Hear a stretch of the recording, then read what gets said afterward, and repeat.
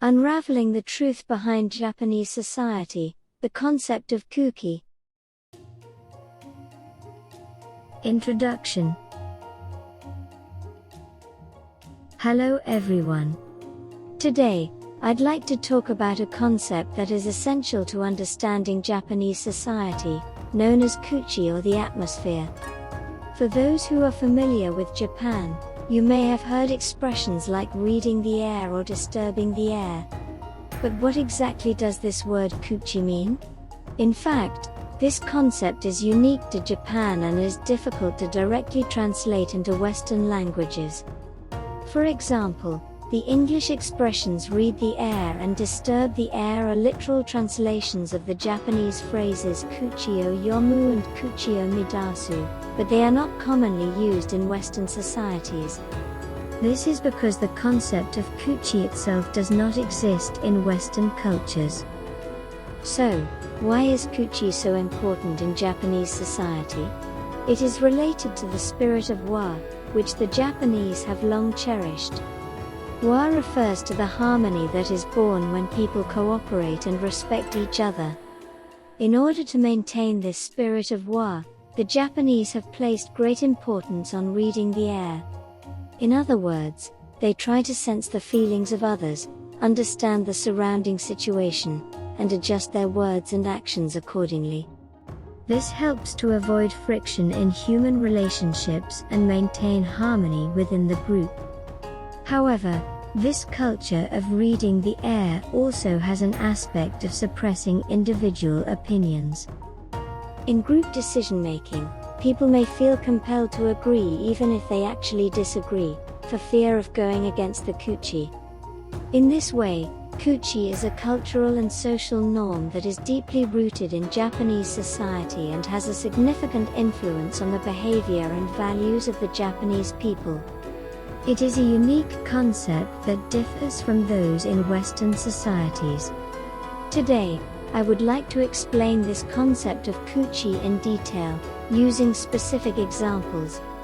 What role does Kuuki play in Japanese society, and what are the historical and religious factors behind it? And what impact is Kuuki having on contemporary Japanese society?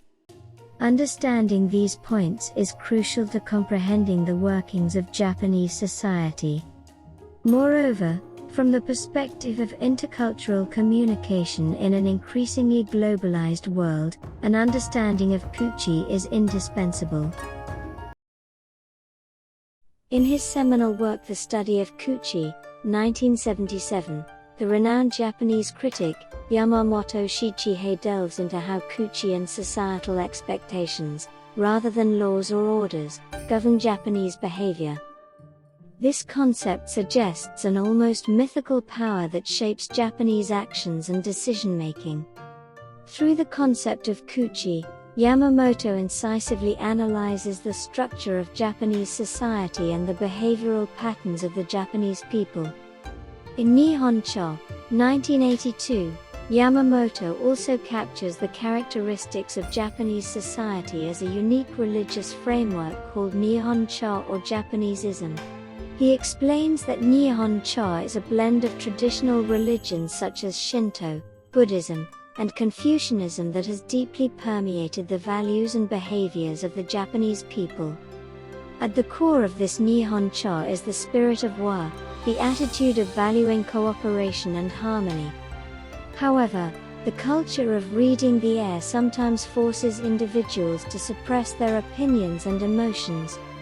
In other words, an environment is likely to emerge where it is difficult to have one's true feelings or differing opinions in order to avoid disturbing the harmony.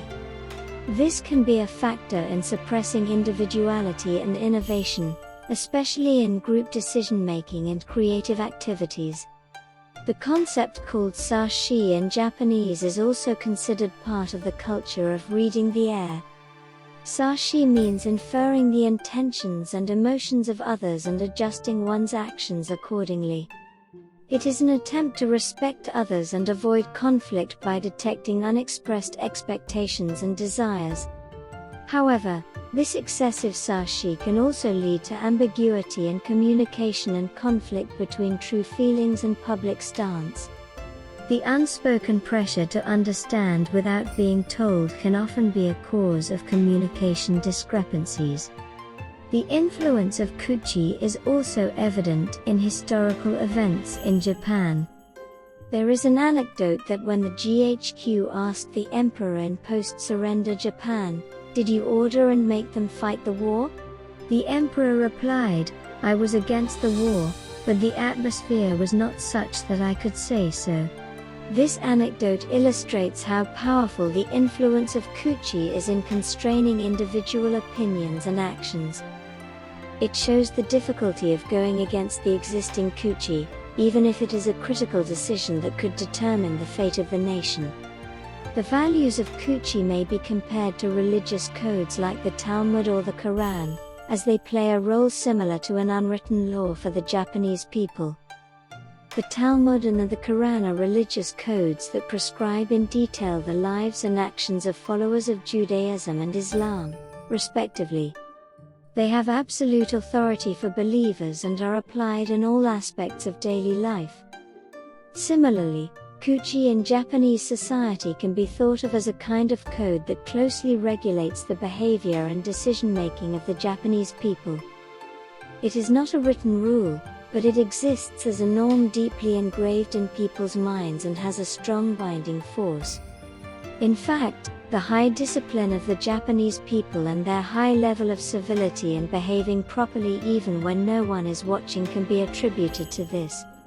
Following the Kuuki is considered an essential condition for adapting to Japanese society, and going against it may invite social sanctions. In this sense, Kuuki plays a role similar to religious precepts. Moreover, just as the Talmud and the Quran form the basis of the identity of believers, Kuuki is also an important element that defines the identity of the Japanese people. Being Japanese is closely tied to reading the Kuuki and acting in accordance with it. However, while the Talmud and the Quran are immutable codes given by a transcendent being, Kuuki has the flexibility to change with the times and circumstances. It can be said to be something that gradually changes its form in line with the transformation of Japanese society. These values of Kuuki are thought to have been formed based on Japan's traditional religious views, especially the animism of Shinto, and influenced by Buddhism, Confucianism, Taoism, and other religions. These religious elements have fused together to shape the spiritual world of the Japanese people. Within this, values such as belief in invisible forces, a sense of unity with nature, and an emphasis on group harmony have been nurtured, giving rise to the unique concept of Kuuki. Kuuki fundamentally defines the way Japanese society works. It has created a unique social structure in Japan that prioritizes the group over the individual, values harmony with nature, and holds a sense of awe for unseen forces. Kuuki also has a significant impact on the communication style of the Japanese people. To deeply understand Japanese society, it is essential to discern the essence of these values of Kuuki. Yamamoto Shichihei's insights greatly contribute to this understanding. We need to confront this invisible force of Kuuki and re-examine the way Japanese society works. Conclusion. This concludes the explanation. I hope you now understand that the concept of Kuuki is an indispensable element in understanding Japanese society. Kuuki forms the basis of Japanese behavioral norms and values, and plays an important role in maintaining social harmony and order. At the same time, it is something that is constantly changing, and if the Kuuki can be changed, Japanese behavior can change drastically. For example, the Meiji Restoration was an event that drastically changed the long-standing Kuuki of national isolation. It was a rapid shift from a feudal society centered on the samurai class to a new Kuuki aiming for modernization and westernization. This change in Kuuki brought about great reforms in Japanese society and accelerated Japan's modernization. The GHQ and General MacArthur, who carried out the occupation policy in Japan after World War II, understood and applied this Kuuki to their policies. The policy called the 3R5D3S strategy that they implemented in Japan can be said to have been a strategic effort to change this atmosphere. 3R5D3S stands for removal of militarists, reform, democratic reform, reorientation, re-education, demilitarization, democratization, decentralization, disarmament, deconcentration, dissolution of zaibatsu, and separation of religion and state. These policies aim to fundamentally change the pre-war Kuuki. In particular, despite strong demands from various countries around the world, and from the United States itself, the decision not to punish the emperor as a war criminal was the result of taking into account the Kuuki of deep-rooted respect for the emperor in the Japanese psyche. If the emperor had been punished, the backlash from the Japanese people would have been immense. Instead, by leaving the emperor as a symbolic figure, they chose a path that respected the Kuuki of the Japanese people while forming a new Kuuki. The establishment of the Constitution of Japan was also an important initiative to change the Kuuki. It created a legal foundation for shifting from the militaristic Kuuki of the pre-war era to a Kuuki that emphasized pacifism and democracy. In this way, to understand Japanese history and culture, it is essential to understand this kind of paradigm called Kuuki. This channel introduces Japanese history and culture, and I believe that if you understand this Kuuki, you will be able to enjoy it more. For example, it is said that Japan during World War II was militaristic and fascist, but was it really the same as that of Italy and Germany? Japanese fascism is thought to have had a unique character different from that of Italy and Germany. It was closely related to Japan's cultural and social norms of Kuuki. Japanese fascism had aspects in common with fascism in other countries in that it absolutized the national system centered on the emperor and subordinated individuals to the state. However, behind this was the unique Japanese Kuuki. In pre-war Japanese society, the spirit of war, that is, the Kuuki of valuing cooperation and harmony, was dominant.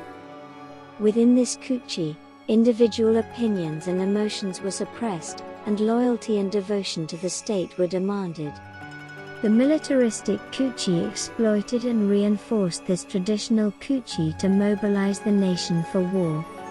In this way, Japanese fascism had a unique character different from that of Italy and Germany.